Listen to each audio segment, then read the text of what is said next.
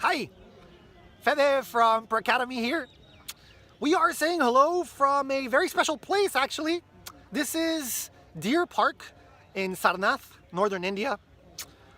This is the place that actually 2,500 years ago, the Buddha and some of his very early students sat down and executed the very first mindfulness workshop, basically.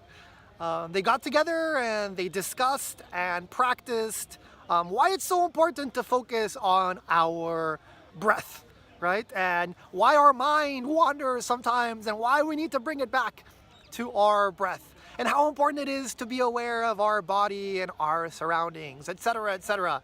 So this is the birthplace of the mindfulness revolution, basically. I'll show you around very quickly. It's a beautiful place.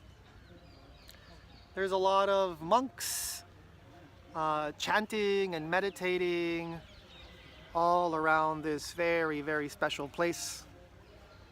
I'm super excited. Lots of energy around here. And it's the best place, I would think, to introduce our new methodology at Pracademy, compassionate innovation. So what's this compassionate innovation thing? Well, it's an innovation methodology that focuses particularly on alleviating human suffering. It's a mix of what we traditionally know as design thinking, but we also include mindfulness techniques and compassion studies, right? So how does it really work? Well, we begin with something that we call searching for suffering, right? We go out into the world, and similarly as we do in design thinking, we put on our anthropological hat, but in this case we also put on our mindful hat, and we literally explore the world and ask ourselves, where is there suffering? Where is there human beings needing to alleviate their suffering, right?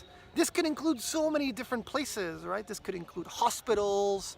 This could include very poor parts of the world, institutions that treat mental illnesses, right? This could include centers for drug dependency rehabilitation.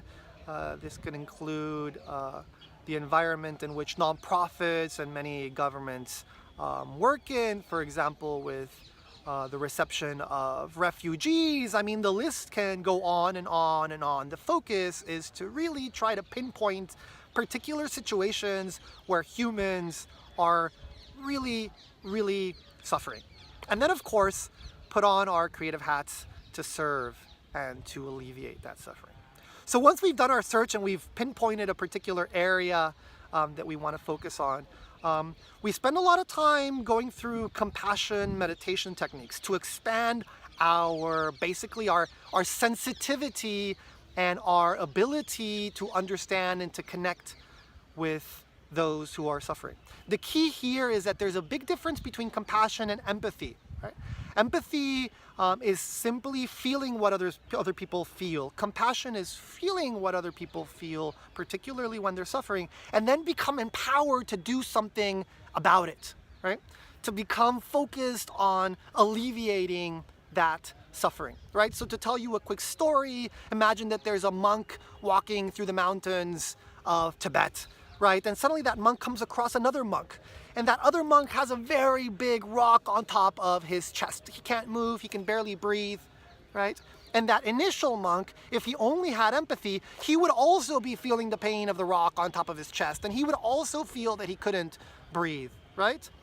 But fortunately, that monk was able to not only be empathetic, but also compassionate.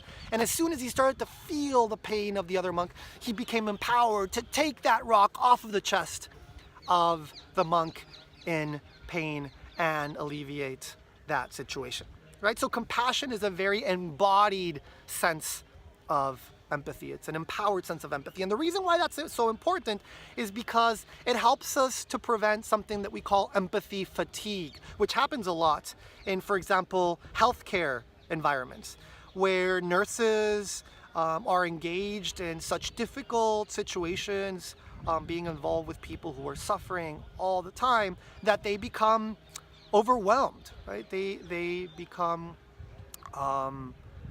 many times overpowered, right, and fatigued with the exposure of constant suffering. And so what compassion does, particularly through compassion meditation techniques, is that it helps us become empowered, right? It gives us that ability to separate ourselves in an empowered way from that pain in order to jump in with help, right? Once we've been able to really connect with the individual and the kinds of individuals suffering, right, we move on to really defining what the problem is. So we ask ourselves, one, why is that person suffering really? Right? By using a lot of the techniques that we've already developed as design thinkers, we ask ourselves, what is the root cause of that suffering, right? And to do so, of course, we study what suffering really means and how compassion can help around that. And once we've pinpointed this, we also define the user very, very specifically, as we do as well in design thinking, and then we move on to what are the needs of that person suffering, right? Once we've defined that particular compassion point of view, then we move on to coming up with as many creative ideas as possible to solve and to relieve that suffering, right? And of course, as quickly as we come up with ideas, we need to make them real, we need to rapid prototype them, and so we bring them into the real world as quickly and as cheaply as possible in order to expose those prototypes to those particular people who are going through a tough time. And of course, we expose these prototypes to a lot of other stakeholders, like, for example, the family members of the person who are suffering, who of course are always very, very important. We expose this to experts in, for example, the healthcare field, or experts in social work to get their input and feedback as well, right? And then eventually we test these solutions. Once we feel that they are appropriate enough to be able to be tested in the field, we do compassionate testing. And here as well, there's a difference with design thinking where we need to be much more mindful, careful, and particularly respectful of our users in the testing phase. And we spend a lot of time also discussing ethics, right? How is ethics involved when it comes to testing these prototypes on our users who are going through, of course, a tough time? So that's the methodology we'll be experimenting and prototyping during the coming months, right? Why do we think this is so important? Well, I personally really think that innovation is in many ways going in the wrong direction. Think about all these crazy solutions that are coming out of Silicon Valley, right? How many photo sharing apps do we really need? Do we need an app to get our coffee served in a faster fashion, right?